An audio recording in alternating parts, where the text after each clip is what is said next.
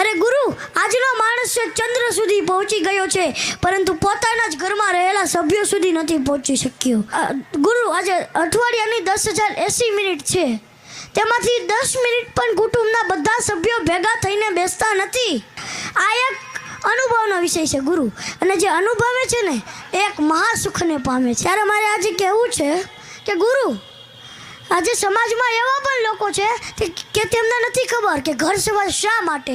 તો મારે આજે એ બધાને જણાવવું છે.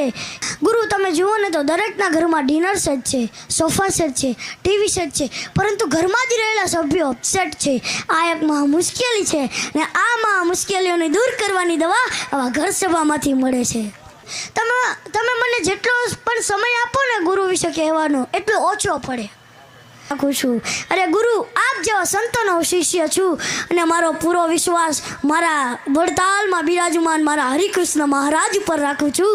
એને અડધાની મોટરને અઢીનું કામ આપે. ભક્તિ ધર્મ તનયમ શરણમ પ્રપત્યે. બોલો સ્વામિનારાયણ ભગવાનની, બોલો રાધા રમણ દેવની, હરિકૃષ્ણ મહારાજની. અનંત કોટી બ્રહ્માંડના નાયક પરબ્રહ્મ પરમાત્મા સર્વ કારણોના કારણ એવા ભગવાન શ્રી સ્વામિનારાયણ તથા અહીં વ્યાસપીઠ પર બિરાજમાન આપણને સર્વને ઘર સભાનું રસપાન કરાવ્યું સરસ મજાનું એવા પરમ પૂજ્યપાદ ગુરુ શ્રી નિત્ય સ્વરૂપદાસજી સ્વામી તથા અહીં ઉપસ્થિત તમામ મારા વાલા બ્રહ્માંડ સંતો તથા વારા વાલા હરિભક્તોના રુદ્ર હિરપરાના જય સ્વામિનારાયણ, જય સ્વામિનારાયણ. અરે વાલા હરિભક્તો, આજે આપણે સૌ જ્યારે ભેગા થયા છીએ, આવા પરમ પૂજ્ય સદગુરુ સ્વામી શ્રી નિત્ય સ્વરૂપદાસજી સ્વામીની ઘર સભામાં, પાવન ઘર સભામાં, આવી સભા એ આપણા જીવનનું સૌથી મોટામાં મોટું સૌભાગ્ય છે. હા, તો આપણે પહેલું જોઈએ ને તો આજે, કારણ કે અહીં ગુરુ શ્રી ભગવાન સ્વામિનારાયણની લીલા, મહિમા અને ઉપદેશોને યાદ કરાવે છે. આપણે પહેલું જોઈએ ને કે આજે આપણને એક એવા ગુરુ મળ્યા છે કે તેમણે તેમનું સમગ્ર જીવન ભગવાન સ્વામિનારાયણના ચરણોમાં સમર્પિત કરી દીધું છે. અરે વાલા હરિભક્તો, તમે વિચાર તો કરો. આજે પૂજ્યપાદ ગુરુ શ્રી નિત્ય સ્વરૂપદાસજી સ્વામીએ ઘરમાં સત્સંગની જ્યોત પ્રગટાવી છે. મારા જેવડા નાના નાના ભૂલકાઓથી લઈને આપ સૌ જેવડા વડીલો સુધી બધાને ભગવાન સ્વામિનારાયણના મુક્ત ભાવે ભજન કરવાનો આવો સરસ માર્ગ બતાવ્યો છે. ગુરુની વાત એકદમ સાદી હોય છે, પરંતુ ગુરુની વાતમાં એટલી શક્તિ હોય છે ને કે એ શક્તિ આપણા મનને શાંતિનો અનુભવ થાય છે. આજે આપણે સૌ જ્યારે ત્રિદિનાત્મક ઘર સભાનું આવું સરસ આયોજન સમર્પિત યોગ મંડળ દ્વારા થયું છે, ત્યારે મારે આજે કહેવું છે કે ગુરુ, આજે સમાજમાં એવા પણ લોકો છે કે તેમને નથી ખબર કે ઘર સભા શા માટે. તો મારે આજે એ બધાને જણાવવું છે કે ઘર સભા શા માટે.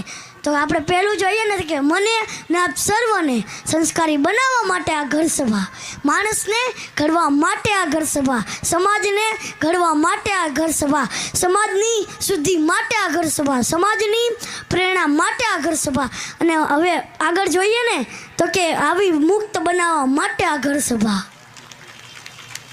અરે ગુરુ, આજનો માણસ ચંદ્ર સુધી પહોંચી ગયો છે, પરંતુ પોતાના જ ઘરમાં રહેલા સભ્યો સુધી નથી પહોંચી શક્યો. પરિણામે તો કે માનવ વચ્ચેનું અંતર વધતું જાય છે. ગુરુ, આજે અઠવાડિયાની 10,080 મિનિટ છે, તેમાંથી 10 મિનિટ પણ કુટુંબના બધા સભ્યો ભેગા થઈને બેસતા નથી. પરિણામે તો કે ઘરમાં જ રહેલા સભ્યો વચ્ચે અંતર વધ્યા કરે છે. ગુરુ, તમે જુઓ ને તો દરેકના ઘરમાં ડિનર સેટ છે, સોફા સેટ છે, ટીવી સેટ છે, પરંતુ ઘરમાં જ રહેલા સભ્યો અપસેટ છે. આ એક મહા મુશ્કેલી છે, ને આ મહા મુશ્કેલીઓને દૂર કરવાની દવા આવા ઘર સભામાંથી મળે છે. અને આપણે આગળ વધીએ ને તો કે માણસની સ્થિરતા કેળવવાનું માધ્યમ એટલે આ ઘર સભા. ધર્મ, જ્ઞાન અને વૈરાગ્યના પાઠ ભણાવવા માટે આજે આપણા સમાજને આવા પૂજ્યપાદ ગુરુશ્રી જેવા સંતો જોઈએ છીએ. આ એક અનુભવનો વિષય છે ગુરુ, અને જે અનુભવે છે ને એક મહાસુખને પામે છે. અને હવે મારે ગુરુ વિશે કહેવું છે. તમે મને જેટલો પણ સમય આપો ને ગુરુ વિશે કહેવાનો એટલો ઓછો પડે. મારે કહેવું છે कि हजारों रंग चाहिए एक रंगोली बनाने के लिए, हजारों रंग चाहिए एक रंगोली बनाने के लिए, हजारों फूल चाहिए एक माला बनाने के लिए, हजारों फूल चाहिए एक माला बनाने के लिए.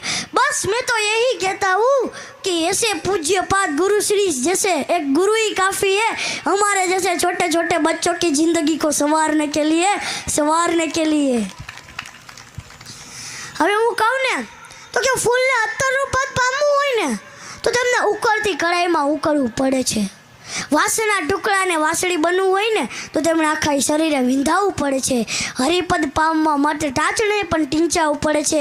અને વાલા હરિભક્તો જો આપણે પૂરી રીતે મુક્ત બનવું હોય ને તો મારા પૂજ્યપાદ ગુરુશ્રી પાસે આવીને બસ ખાલી એક ઘર સભા સાંભળવી પડે છે.